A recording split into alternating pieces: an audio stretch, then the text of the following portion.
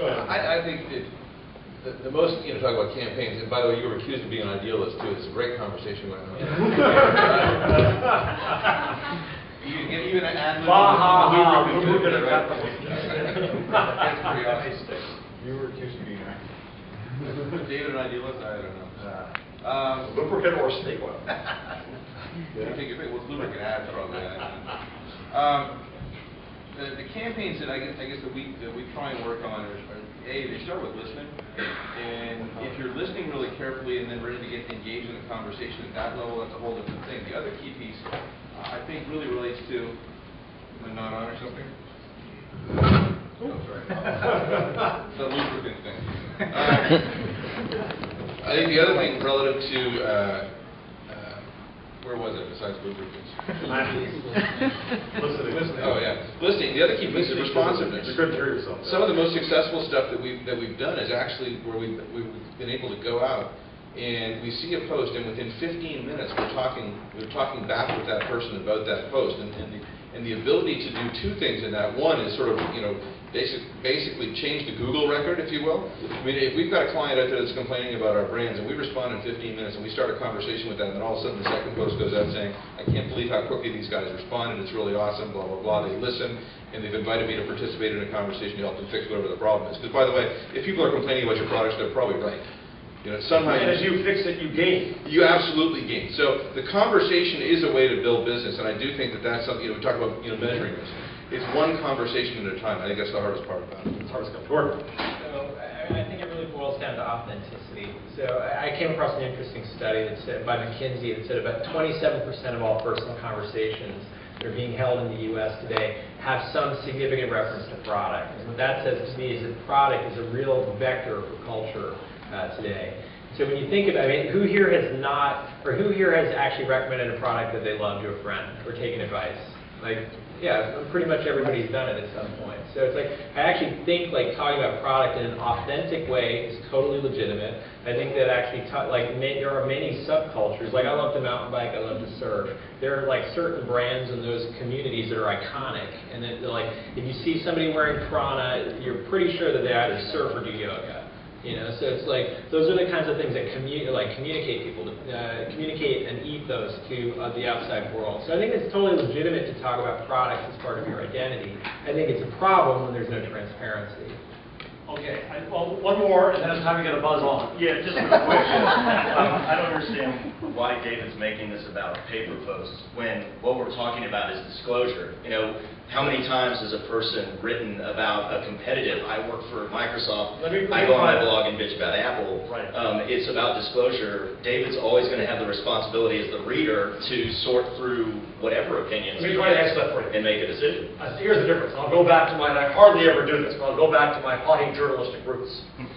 And even though I am a journalism professor. The rule was very simple. When I worked at Time Inc., a magazine, by the way, I ended up leaving because they didn't understand the difference between church and state there. And they pressured me to be nicer to entertainment. Okay? What was the issue there? The issue was you can't buy my editorial voice.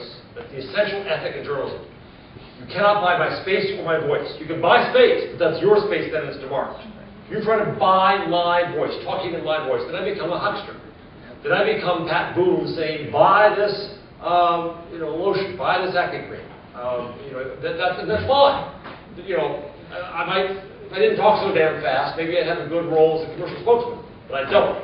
And so if you're going to trust me as a person in a conversation, to David's point, then you got to know that I can't be bought. Yeah. And I think that's the issue, is you're trying to buy my voice, you're trying to buy the editorial space that exists. Yeah, fair enough, but I guess my point would be there's lots of ways to have that transaction. A Ford runs over my sister. I may now go on my blog and whine about Ford. The transaction is no different than paper posts. The audience, the reader, still has a commitment to actually read and sort out and know the facts of the source. And I have a commitment to disclose, and the question is, which space does it occur in? Is that an ad, or is that me talking? Is I talking because I was paid to? I think you are. This does make it more complicated than it need be. Yeah, fair enough. I just think I don't think the idealist comment fits with David in the sense that you do have to take into account who you're reading about. That's not idealism. Sorry, I'd be happy to be an idealist. I wish I were. There's three conversations, But advertising, it journalism, is absolutely, and it's PR disclosure and specifically. it's being reasonable about when you disclose. For example, I have disclosed on my blog, but not here, that in There's fact, journalism, I am in the there's pay of ethics. Edelman. What paper That people came are up saying by- is that relevant we can that pay we're people not to here create the today. creative, which is what he was talking It's about. always going to be a matter of So, judgment in good faith. The question is, are we it is setting up different. institutions It's and kinda like- temptations that will corrode, it's normative judgment, absolutely right, that will improve or corrode the conversational space. Kind of like Sarah said about pornography, you recognize when you see it. I think. Oh. It's hard to define, but. All right, we have one last, and then we'll bring it up. Just really quick comment, I'm sorry. The blogosphere is going crazy, you gotta read some of these comments. Good or bad? It's mixed. That's a conversation. I think there was three different conversations going on in three different languages. You're speaking as a journalist, they're speaking as advertisers, etc. And one common language might help, actually. I mean, the crossover between journalism and advertising, if a marketer wants to pay artists or kids to create ads for them and, give them, or PR, etc., does that cross the journalistic line? Do we create a common language between journalists, bloggers, Well, which are... not everybody wants to be a journalist, I'll say that too. But I think that that's not the point. So that's why I hesitated going there. But it's a clear example of a standard that exists. My standard is, can I trust David to tell me, when he tells me stuff, that, who's that looks like? Pollins. That David tells me, hey Jarvis, get this trio. Right? I can now maybe wonder, did he get a free one from Palm? Are they trying to push him? Right? I know David well enough to know that he's not going to do that. And if he did, he would disclose it. So I have a trust in David that I don't want to see violated. When I meet these new friends down the street, I want to trust them. I don't want to have to worry about, when I meet my neighbor, I don't have to disclose to me that, hey, I can be an asshole. I learned that on my own accord. Yes, I've got to figure that out. True. But I still want to have some basis of trust, and that's what David said, I think. I think we're way over it. Now, next time. One announcement to make, maybe you could take one more question. I think Okay. possibly one more. This is the most engaged panel, by the way, I've seen all day, so it's good. It's actually not. It's not so much a question. It's a tip. And full disclosure, I've never heard of the bloke, but in the magazine we all got, there's an article at the front by David Carlick that's got he says a lot of things. Says some great things about. Well, he mentions VRM and the need for value filters, and he says this piece that I wrote down. It says, "Your brand isn't what you say; it's what people say it is." Now, 'twas ever thus, but I think the great thing is that now, of course, we can hear all those people saying it. A beautiful ending. You're on the next panel. O'Connor Clark, ladies and gentlemen. Okay, guys, now, where do we go right now? From 6:30 to 9:30 to be further lubricated. It's the Stone Rose Lounge. Take the escalator, actually take the elevator down to 3 and then the escalator up to 4, so we'll see you there.